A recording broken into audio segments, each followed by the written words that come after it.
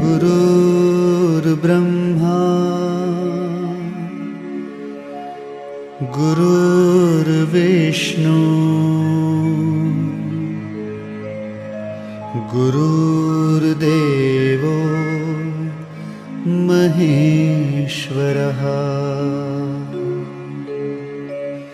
गुरु साक्षात्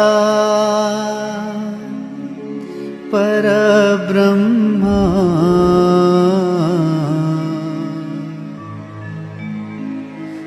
तस्मै श्री गुरुवे नमः। ગુડ મોર્નિંગ વિદ્યાર્થી મિત્રો, હરિયો. આજે આપણે ગુજરાતી વિષયમાં પાઠ 13 ભમ્મીએ ગુજરાતે દક્ષિણ ભણી એટલે કે દક્ષિણ ગુજરાત તરફ ફરીએ પાઠનો સાહિત્ય પ્રકાર છે પ્રવાસ લેખ અને પાઠના લેખક છે ચંદ્રવદન ચી મહેતા. તેમનો જન્મ 1901 થયો હતો અને અવસાન એટલે મૃત્યુ 1991 થયું હતું. વિદ્યાર્થી મિત્રો, આ પાઠનો એક વિભાગ આપણે ભણી ગયા છીએ અને બીજો વિભાગ જોઈએ એટલે કે બીજો વિભાગ એટલે કે બીજો લેખ. એક લેખ આપણે જોઈ ગયા. ચાલો ઉઠો, ઉગતા સૂર્યને નમસ્કાર કરો. એટલે કે આ લેખક છે ચંદ્રવદન ચી મહેતા. એમણે લેખ લખ્યા છે અને એમાં પહેલાં લખ્યું છે કે ઉઠો ચાલો, એટલે કે ચાલો ઉઠો, ઉગતા સૂર્યને નમસ્કાર કરો. એટલે કે જે સૂર્ય ઉગતો હોય તેને નમસ્કાર કરો, એટલે કે સૂર્ય નમસ્કાર કરો. આપણે તો નદી કાંઠે જ ઘૂમીશું અને કહે છે કે આપણે તો નદી કિનારે જ ઘૂમીશું એટલે કે ફરીશું. શહેર તો ઘણા જોયા અને જોઈશું અને આવી રોનક તો હવે રહી નથી. અને કહે છે કે શહેર તો આપણે ઘણા જોયા છે અને જોઈશું પણ આવી રોનક તો ક્યાંય જોઈ નહીં. જોઈ જીવ બળે, એટલે કે એ જોઈને શું થાય? જીવ બળે. ચાલો કતારગામને રસ્તે. અને અહીં કહે છે કે ચાલો આપણે કતારગામના રસ્તે જઈએ, એટલે કે કતારગામ વિશે માહિતી આપી છે. અશ્વિની કુમાર છે તો સ્મશાન કાંઠે પણ રળિયામણો છે.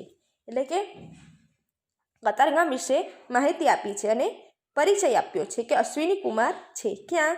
કતારગામમાં, પણ ત્યાં શું છે? સ્મશાન છે.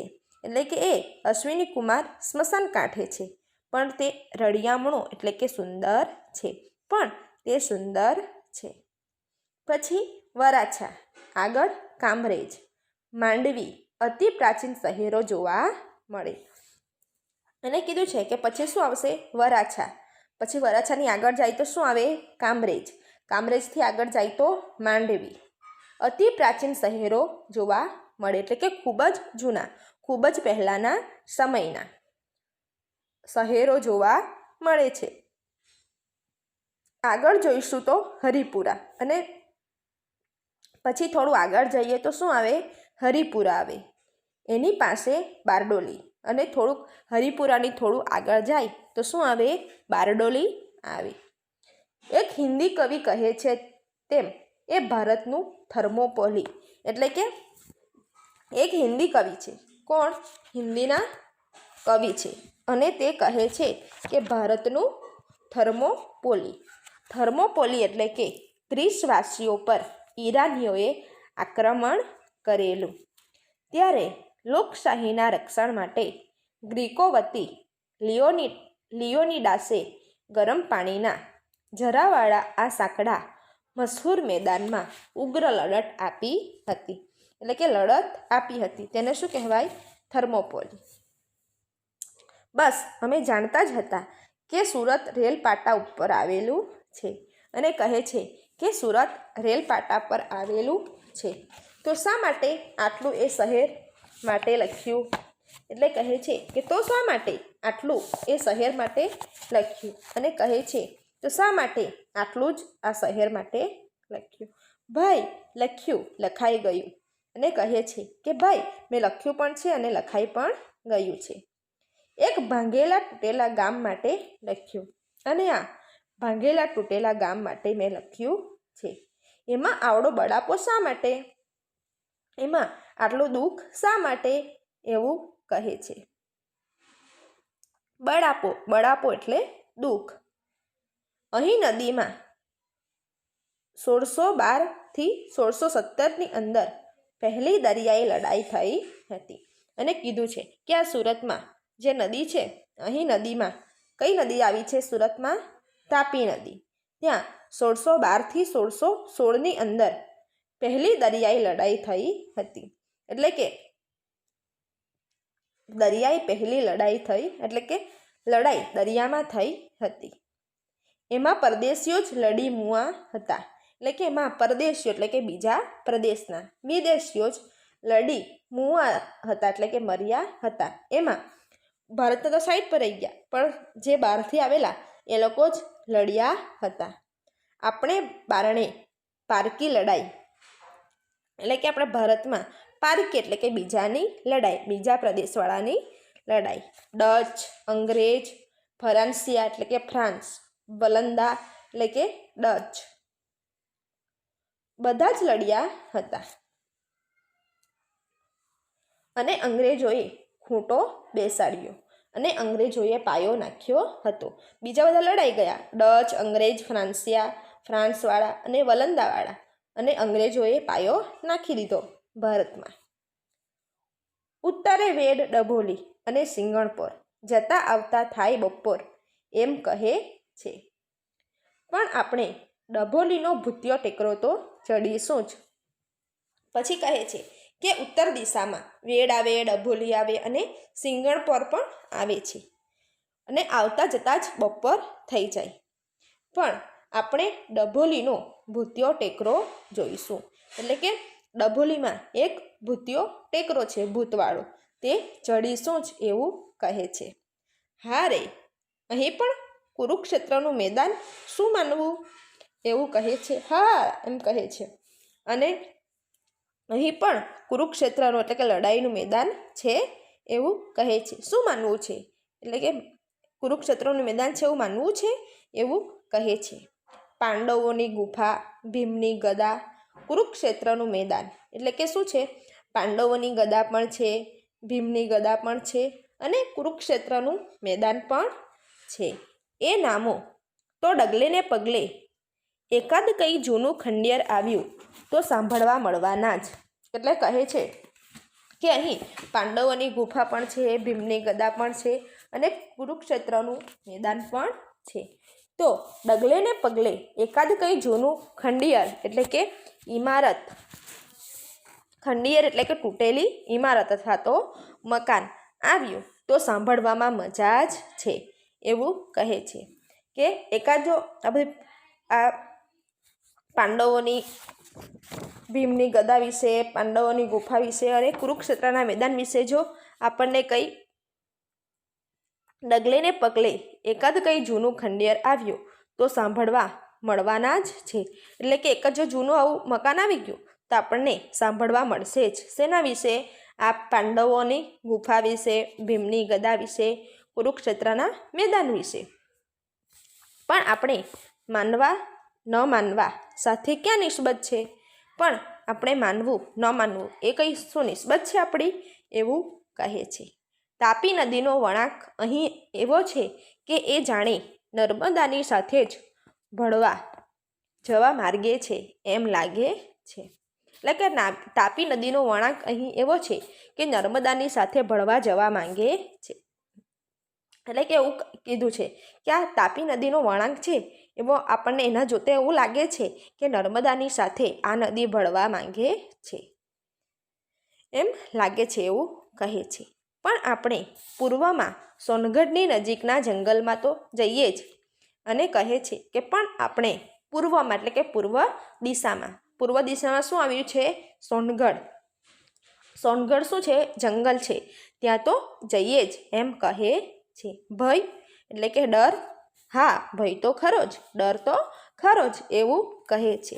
પણ ચાલો તાપી નદીને કાંઠે કાંઠે અને ડાબે હાથે સાતપુડાની હાર દેખાવા માંડે ત્યાં સુધી. પણ આપણે ભય તો છે, ડર તો છે ત્યાં જંગલમાં જવાનો, પણ આપણે જઈએ જ ક્યાં? જંગલમાં. તાપી નદીને કાંઠે કાંઠે એટલે કે તાપી નદીને કિનારે કિનારે, ડાબે હાથે એટલે કે ડાબી હાથ બાજુ સાતપોડાની હાર દેખાવા માંડે ત્યાં સુધી, એટલે કે સાતપોડાની હાર દેખાય ત્યાં સુધી આપણે જઈએ. જાત જાતની વસ્તી એટલે કે અલગ અલગ પ્રકારની વસ્તી. નદી સંગમ એટલે કે નદીનો મેળાપ, એક નદી બીજી નદી સાથે મળે તેને શું કહેવાય? નદી સંગમ. તળાવો અને જૂના બંધો, જૂના બંધો એટલે કે પુલો. ખંડિયેરો તો ખરા જ, એટલે કે તૂટેલા મકાન તો ખરા જ. અને હેડંબાવન પણ ઠેક ઠેકાણે એવું આવ્યા જ કરશે. હેડંબાવન એટલે કે શું છે? હેડંબા એ ભીમની પત્ની છે અને ભીમની રાક્ષસ પત્ની છે એ ઘટોત્કચની માના નામથી ઓળખાતું વન. એ ઘટોત્કચની માના નામથી એ ઓળખાય છે. કયું? વન. પણ ઠેક ઠેકાણે એવું આવ્યા જ કરશે, પણ થોડી થોડી જગ્યાએ એવું આવ્યા જ કરશે. ધરમપુર પાસે હતા એવા અહીં સોનગઢની આજુબાજુ ગામના નામોને છેડે પાડા આવ્યા કરશે. એટલે કે ધરમપુર પાસે હતા આપણે. ક્યાં હતા? ધરમપુર પાસે. એવા અહીં સોનગઢથી આજુબાજુ ગામના નામોને છેડે પાડા આવ્યા કરશે.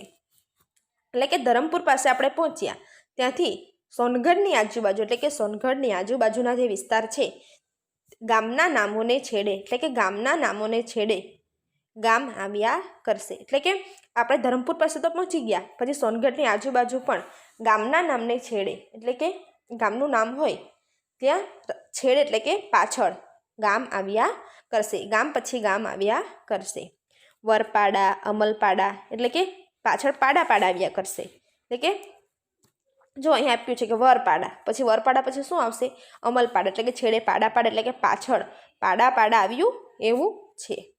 એટલે કે નામને છે આજુબાજુના વિસ્તારમાં છેલ્લે ગામ આવ્યા કરશે. પણ આપણે તો ગામ મોહીની જઈશું, એટલે કે પછી તો કહે છે પણ આપણે તો ગામ મોહીની જઈશું.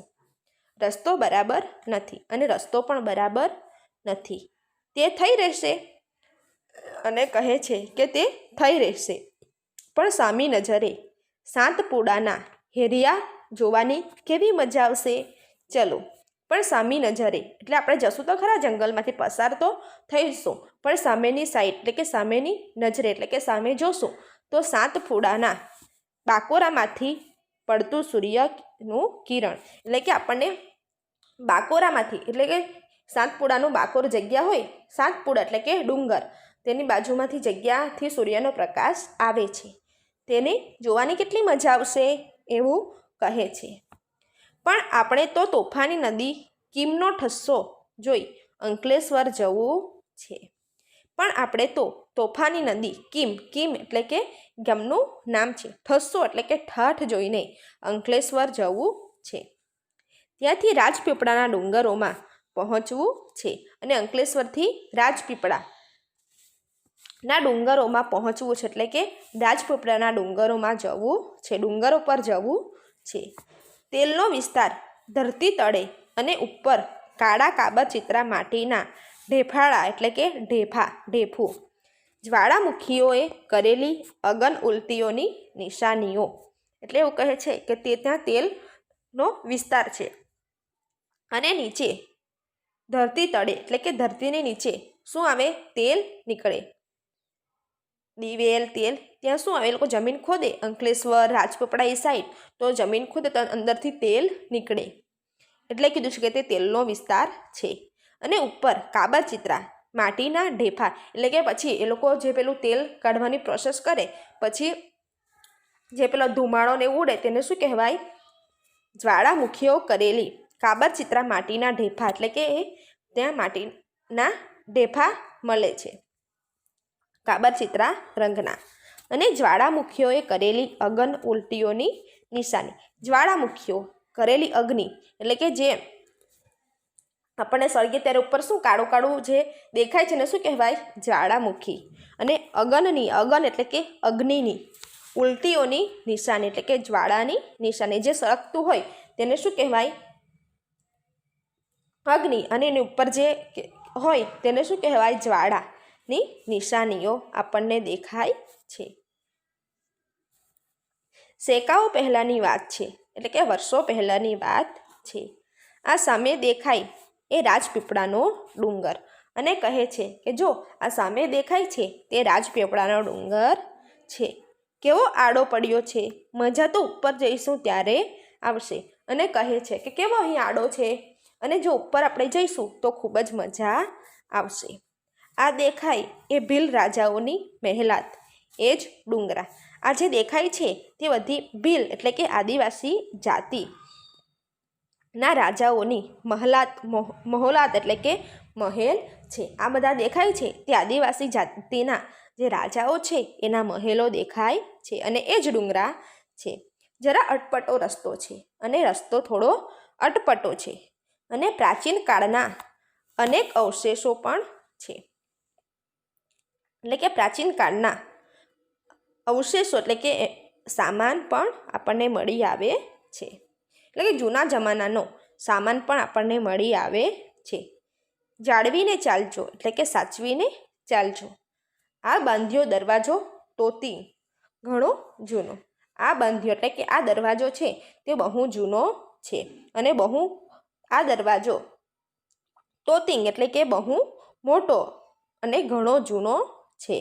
કોણે બાંધ્યો હશે એવો પ્રશ્નો કરે છે કે આ કોણે બાંધ્યો હશે? આ દરવાજો છે તે ખૂબ જ મોટો છે અને ઘણો જૂનો પણ છે. કોણે બાંધ્યો હશે એવું કહે છે. કોણ જાણે, પણ આ ડુંગર ઉપર જરૂર કોઈ સંસ્કૃતિ સામ્રાજ્ય ઉગી આથમી ગયું હોય. પછી એવું કહે છે કોણ જાણતું હશે કે આ ડુંગર ઉપર કઈ સામ્રાજ્ય અને કઈ સંસ્કૃતિ આથમી ગયું હોય, એટલે કે અહીં રહી ગયા હોય, કઈ સંસ્કૃતિ રહી ગઈ, શેનું સામ્રાજ્ય ચાલતું હોય એવું કહ્યું છે. ઉગી આથમી ગયું એટલે કે ચડતી પડતી થવી. અહીં કોણ રહેતું હતું અને કોને દુઃખ પડ્યા, કોને સુખ પડ્યું, કોની સંસ્કૃતિ હતી એ કહે છે. હવે અહીં હવા ખાવાનું નવું સ્થળ બનશે એવી વાતો સંભળાય છે. અને પછી કહે છે અહીં હવે હવા ખાવાનું એટલે કે ખુલ્લું, જો તમે જો ડુંગર જાઓ તો બધું ખુલ્લું વાતાવરણ હોય ને, એટલે એવું કહ્યું છે કે હવા ખાવાનું નવું સ્થળ બનશે એવી વાત મેં સાંભળી છે. આપણે જરા ઊંચે ચઢીએ એટલે કે આપણે થોડા ઊંચે ચઢીએ. રસ્તો બરાબર નથી. અહીં રસ્તો બરાબર નથી. સવારે પૂર્વમાંથી તેજનો જગારો ઉપર આવતો દેખાશે. એટલે કે સવારે પૂર્વ દિશામાંથી તેજનો એટલે કે અજવાળાનો, જગારો એટલે કે પ્રવાસ ઉપર આવતો દેખાશે. હવે આપણને ખબર છે કે સૂર્ય ઉગે ત્યારે નીચેથી શું થાય? ધીરે ધીરે ઉપર જાય. એટલે કે તેજનો અજવાળાનો જગારો એટલે કે પ્રકાશ ઉપર ધીરે ધીરે આપણને ઉપર આવતો દેખાશે. હવે તો દૂરની જેમ સમીપથી પણ ડુંગર રળિયામણો લાગે છે.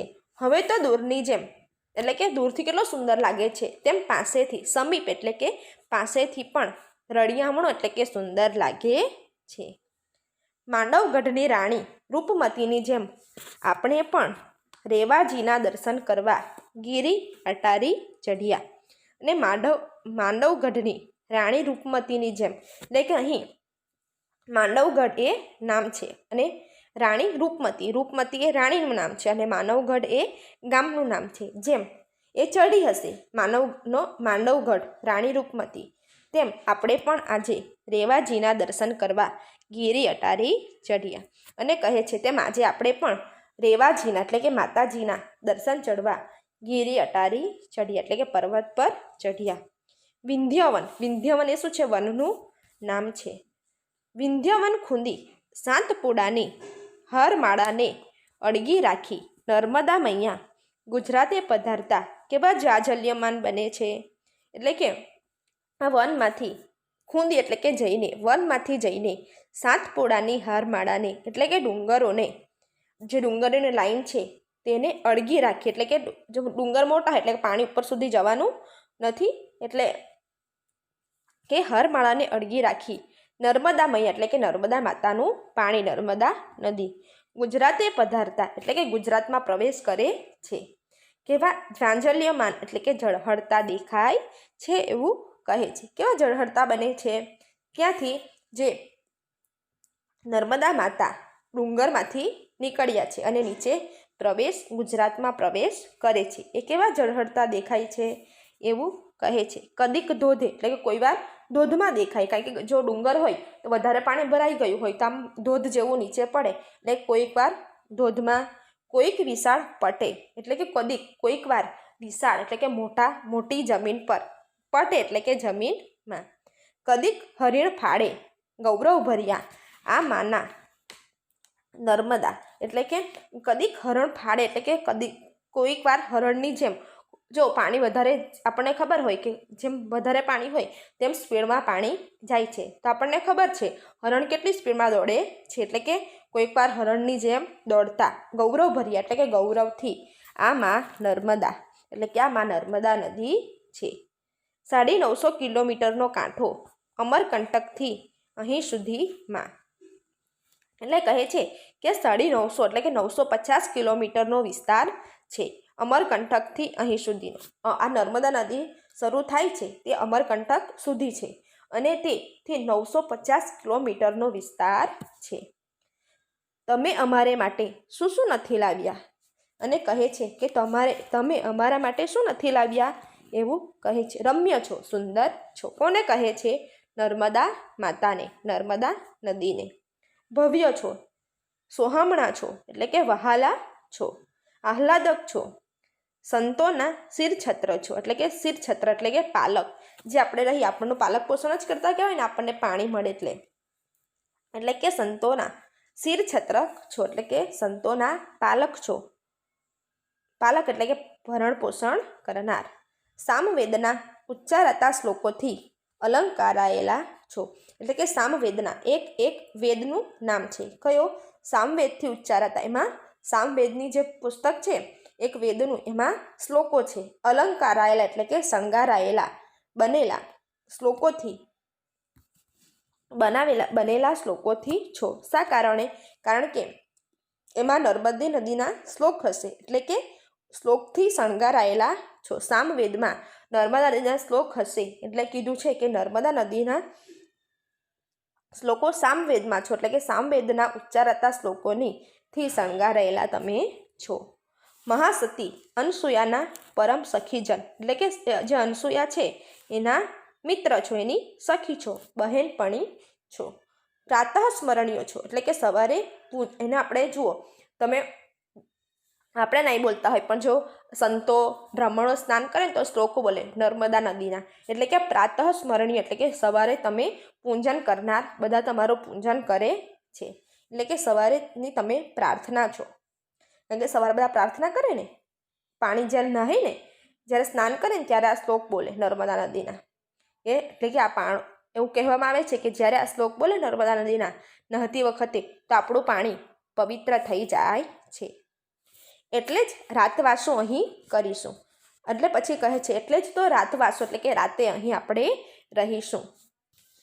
હવા ખાવાનું સ્થળ કરનારા કરશે ત્યારે, અને આવનારા હવા ખાશે ત્યારે ખાશે.